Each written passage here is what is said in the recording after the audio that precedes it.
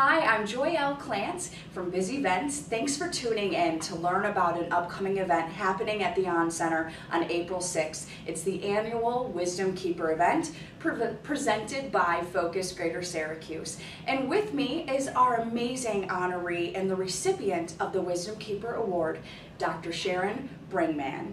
Hi, how are you, Sharon? Hi, I'm fine, thanks. Thank you so much for letting us come to your office and visit with you this morning to learn more about who you are and help our community learn about, geriatrics and the career that you're in and you've been developing. Can you share some background on your role here?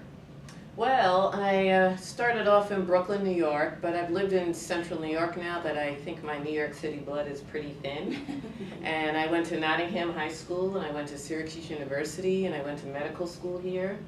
And then I was getting out of this dinky town and never coming back. And here you are. And here I am, because as I got older, I said, this town isn't so dinky. I love Syracuse. So I came back, and my kids went to school here, and I'm really committed to Central New York. Oh, so we love to hear that.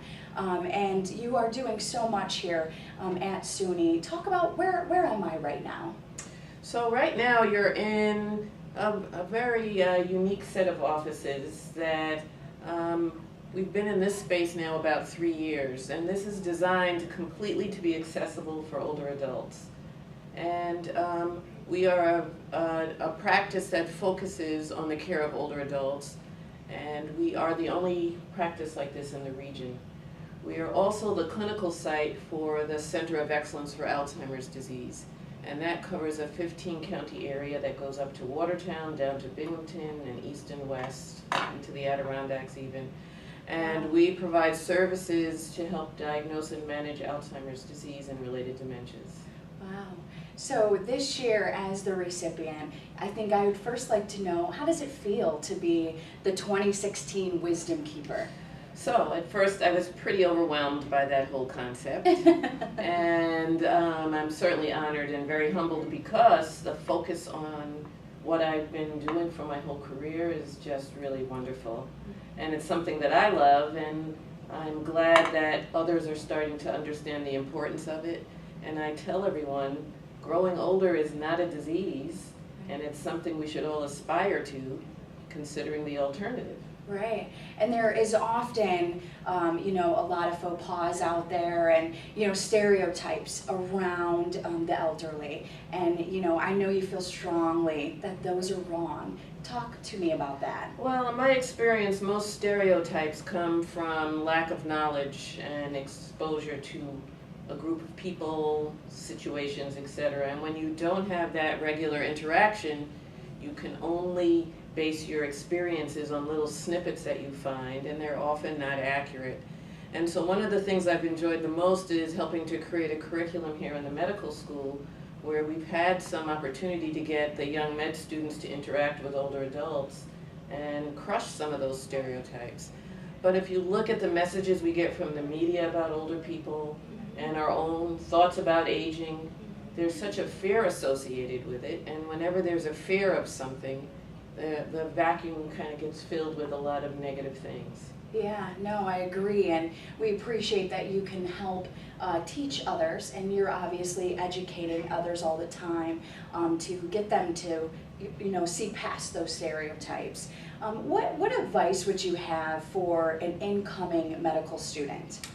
So an incoming medical student is going to have a really remarkable career, and if you think of a career that spans 30 or 40 years and how rapidly medicine is changing, I think this is a really exciting time to be entering the field.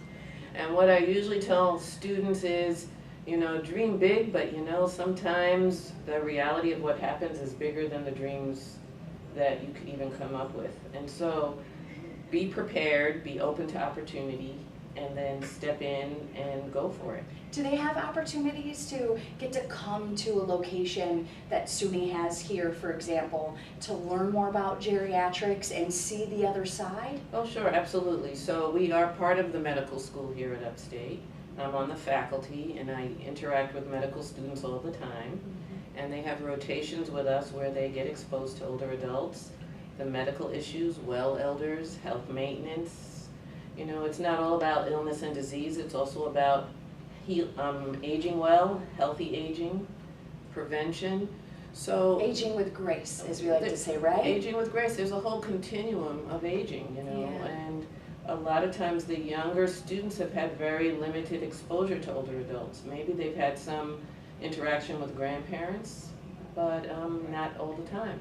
Right. Yeah, I know my grandparents aren't around anymore, so that's wonderful that they get to come here and have rotations. Mhm. You know, I think I'd love to learn a little bit more about you personally. What is a fun fact about yourself that maybe not everyone knows that we'd love to learn? Some people notice that I have lots of eyeglasses. Ah. And I like to mix my eyeglasses with my mood or with what I'm wearing. Well, So, you're doing a great job right now.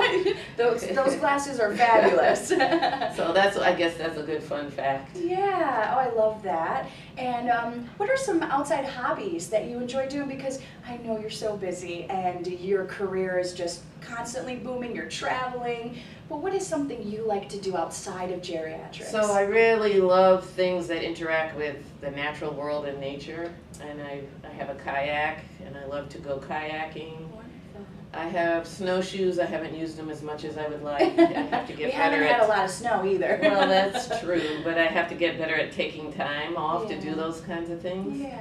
It's all about that balance, Yeah, right? balance, yeah, it's easier said than done. I have roses that I love and things like that. So you like to garden? Yeah, I do. Oh, wonderful. Well, you can learn even more about Sharon and the incredible things she's doing with geriatrics. Learn about her message by coming to the Wisdom Keeper event happening again April 6th at the On Center. You can buy your tickets now at focussyracuse.org and make sure you come April 6th. It's a beautiful evening event with food stations and networking and music and Sharon and getting her award. Plus we get to watch a fabulous video where you can learn even more about her. So thank you, Sharon. Is there any final thought that you have? No, thank you for coming, thanks. Well, we congratulate you.